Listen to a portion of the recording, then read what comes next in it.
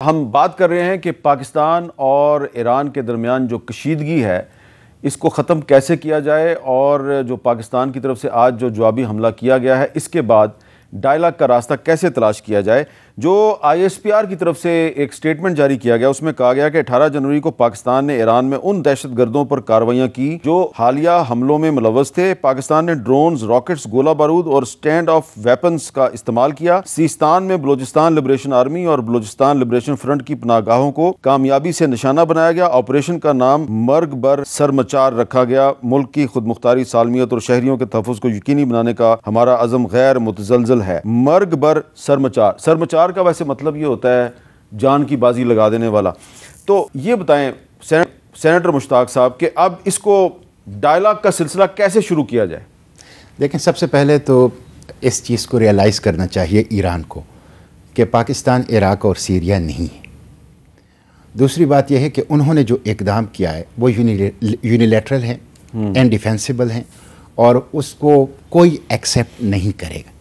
پھر تیسری بات آپ یہ دیکھ لیں کہ خود ایرانی حکومت نے تسلیم کر لیا ہے کہ پاکستان نے جو سٹرائک کیے ہیں اس میں کوئی ایرانی شہری ہلاک نہیں ہوا۔ یہ انہوں نے خود تسلیم کر لیا، گویا پاکستان نے واقعی وہاں پہ صرف اپنے ٹارگٹ، جبکہ ایران نے جو حملہ کیا ہے اس میں پاکستانی بچے جو ہیں وہ شہید ہو گئے ہیں۔ تو میں سمجھتا ہوں کہ اب ان کو میں نے پہلے بھی کہا، میں یہ بات ضرور کرنا چاہتا ہوں کہ دیکھیں، انٹرنیشنل میڈیا رپورٹ کر رہی ہے کہ یہ جو 2 دن پہلے جو رات تھی، 2 راتیں پہلے، وہ جو 7 اکتوبر کے بعد اسرائیل اور حماس کا جو سلسلہ شروع ہو گیا ہے وہ سب سے بدترین بمباری کی رات تھی خان یونس کے اوپر۔ اچھا، وہ بالکل پس منظر میں چلا گیا ہے، پاکستان میں بھی پس منظر میں چلا گیا ہے، ایران میں بھی پس منظر میں چلا گیا ہے۔ تو یہ نقصان جو ہیں امت کے ایشوز کو ہو رہا ہے۔ میں سمجھتا ہوں اب حکومت پاکستان اور حکومت ایران اور ابتدا کرنا چاہیے ایران کو، ان کے جو ہائی لیول سٹیٹ ذمہ داران ہیں ان کو فون کال کرنی چاہیے۔ اور میں بالکل اس کے حق میں ہوں کہ بجائے اس کے کہ چین آئے یا کوئی اور ملک آئے، یہ اقبال لاہوری کا ملک ہے، اور اقبال لاہوری نے، آپ خود کہتے ہیں کہ ہمارا انقلاب اقبال لاہوری کی تعلیمات کے نتیجے میں آیا ہے، بالکل، اور ہمارے اوپر احسان ہے پاکستان کا اور اقبال لاہوری کا، اور اس کو آپ اپنا قومی شاعر سمجھتے ہیں۔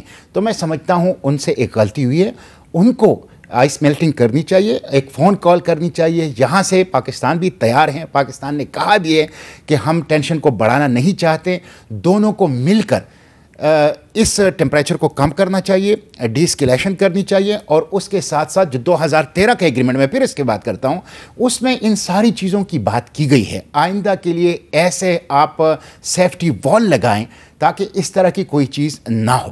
تو میں سمجھتا ہوں کہ دونوں کو مل کر خود کرنا چاہیے۔ سفارتی تعلقات منقطع نہیں ہیں، دونوں کے بے انتہا مشترکات ہیں، ہماری بڑی زبردست قسم کی تاریخ ہے، آپ نے اس کی طرف اشارہ بھی کیا، حوالہ بھی دیا۔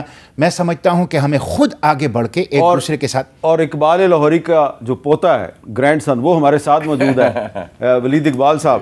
تو ولید اقبال صاحب، آپ اس سلسلے میں کیا تجویز دیں گے کہ پاکستان اور ایران کی کشیدگی جو ہے اس کو ختم کرنے کے لیے کوئی ایک پریکٹیکل سٹیپ اس وقت کیا ہو سکتا ہے؟ دیکھیں جی، میں نے ابھی پچھلے سوال کے جواب میں بھی آپ کو عرض کیا تھا، اور میں نے ذکر بھی کیا تھا 2019 میں، اور 2019 کے بارے جب وہ فروری میں وہ ٹیررسٹ اٹیک ہوا ایران میں، اور پاکستان کی طرف بھی انہوں نے فنگر پوائنٹ کی، تو پاکستان نے آفر اس وقت بھی کیا تھا کہ جی ہم اس پہ جوائنٹ انویسٹیگیشن میں ہم ہر طرح سے آپ کی مدد کریں گے۔ اور میں نے آپ کو بتایا کہ اس وقت ان کی بہت ناراضگی میں نے اپنی آنکھوں سے دیکھی تھی، اور مجھے بڑی اس پہ افسوس اور مجھے صدمہ ہوا اس کو دیکھ کے۔ بالکل بار بار اقبال لاہوری کا ذکر آیا ہے، اس پہ مجھے اور زیادہ بات کرنے کی ضرورت نہیں ہے۔ میں تو یہ سمجھتا ہوں، اور میں نے جس طرح کہا کہ ہمیں امن کو مقدم رکھنا چاہیے، میں 2-3 انگریزی کی اصطلاحیں استعمال کروں گا۔ ایک تو کہ ہمارے تعلقات ایران کے اس وقت جو ہیں، ایک انگریزی کا لفظ ڈیلیکیٹ ہے اور دوسرا ہے سینسٹیو، دونوں کا اردو میں ترجمہ ہوتا ہے بہت نازک ہیں۔ تو اس میں اگر پاکستان کو بھی پہل کرنی پڑ جائے، میں یہ سمجھتا ہوں، تو اس کو جو ہے اس میں کوئی محسوس نہیں کرنا چاہیے کہ وہ ہمارے سے وی آر ابو دیٹ، کیونکہ مشاہد صاحب نے بھی یہ بات کی، اور میرے خیال میں مشتاق صاحب نے بھی یہ بات کی کہ ایران پاکستان کشیدگی کا نقصان ہی نقصان ہے۔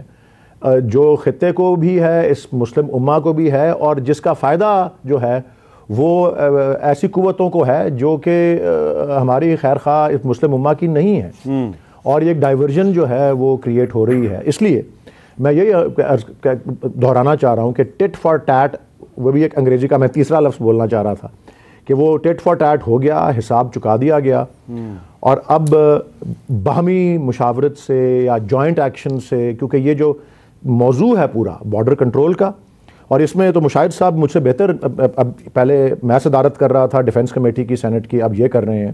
ہمیں بہت سی بریفنگز ملی ہیں بارڈر فینسنگ کے اوپر, کہ اتنا سارا بارڈر ہمارا افغانستان کے ساتھ ہے, اتنا ایران کے ساتھ ہے, کم ہے ایران کے ساتھ.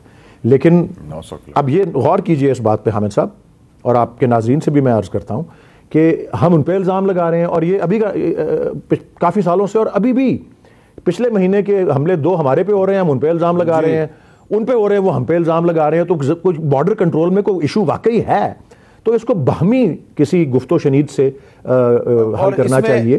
اور میں پھر سے عرض کروں گا, میرے نزدیک ایون دو سینیٹر مشتاق صاحب, جن کی میں بڑا احترام کرتا ہوں, میرے بھائیوں کی طرح ہیں, میرے کولیگ ہیں, کہ انہوں نے کہا کہ ایران کو پہل کرنی چاہیے. میں سمجھتا ہوں ایران پہل نہ بھی کرے تو پاکستان کو بڑا دل دکھانا چاہیے. ٹھیک ہے, یہ انڈیا پاکستان والے تعلقات نہیں ہیں, اور ایون طالبان گورنمنٹ اور پاکستان والے تعلقات نہیں ہے, یہ ایران پاکستان ایک اور ہسٹری ہے. بالکل ٹھیک ہے, بہت پیچھے تک جاتی ہے. اچھا ڈاکٹر ملیح لودھی صاحب, ایک میرا سوال ذرا تھوڑا سا انٹر کنیکٹڈ ہے لیکن ذرا ڈفرینٹ ہے, اور میں نے اسی لیے آپ کا ذرا زیادہ ٹائم لے لیا ہے. دیکھیں, ایک طرف تو ہم دیکھ رہے ہیں کہ مڈل ایسٹ میں جگہ جگہ پہ کانفلکٹ جو ہے وہ پھیلتا جا رہا ہے. یمن میں امریکہ نے اٹیک کر دیا ہے, اسی طرح عراق میں بھی پرابلم چل رہا ہے, اور اسی طرح فلسطین اور اسرائیل کا جو معاملہ ہے وہ پوری دنیا کے سامنے ہے, اور یورپ میں یوکرین اور رشیا کی لڑائی چل رہی ہے, اور اب یہ ایران اور پاکستان کے درمیان ایک معاملہ شروع ہو گیا. آپ کو یہ نہیں لگ رہا کہ یہ کوئی آہستہ آہستہ حالات جو ہیں وہ ہم بہت زیادہ ایک دوسرے کو سمجھانے بجھانے کی بجائے آگے کی طرف جا رہے ہیں, تھرڈ ورلڈ وار کی طرف تو نہیں جا رہے ہم؟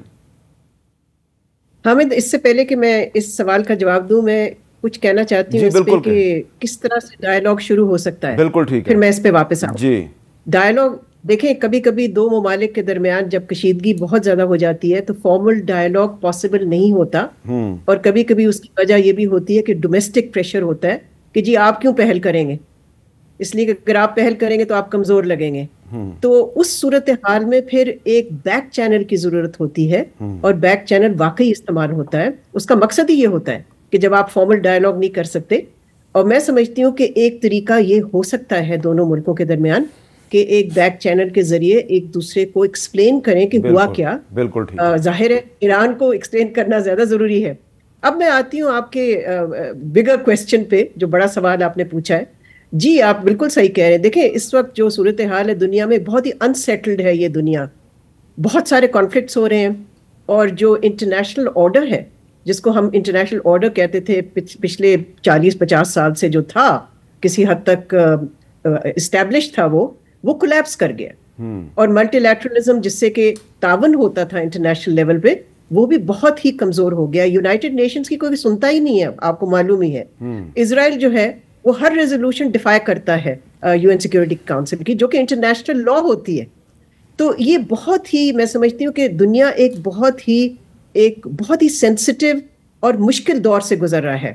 اور اس میں ہمیں, یعنی کہ ہمیں تو اپنا دیکھنا ہے نا, ہمیں بہت ہی اس کو طریقے سے سمجھنا ہے اور پھر رسپونڈ کرنا ہے. اور مجھے تو یہی امید ہے کہ جو نئی الیکٹڈ گورنمنٹ آئے گی, and I hope elections time پہ ہوں, اور اس کشیدگی کو کوئی استعمال نہ کرے الیکشن پوسٹ پون کرنے کے لیے, جو میرا نہیں خیال کو ہوگا.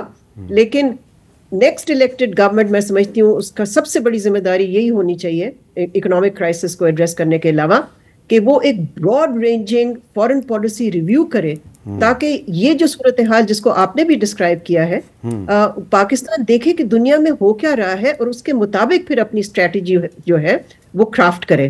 اس کا مطلب یہ نہیں ہے کہ ہمارے فارن پالیسی گولز جو ہیں وہ مختلف ہوں گے, وہ وہی ہوں گے, لیکن ان کو کیسے اچیو کرنا ہے, کیسے آگے لے کے جانا ہے, کیا اسٹریٹجی ہونی چاہیے, میرا خیال ہے اس کی بہت ضرورت ہے. بیکاز ابھی تک تو ہماری جو خارجہ پالیسی ہے وہ بالکل ایڈ ہاک رہی ہے, ریئیکٹیو رہی ہے, اور میں تو کوئی اس کی اسٹریٹجک ڈائریکشن بھی نہیں دیکھتی. بالکل وہ ایسے لگتا ہے کہ وہ فلکس میں ہی رہتی ہے, جب کوئی انسیڈنٹ ہوتا ہے تو ہم رسپونڈ کرتے ہیں.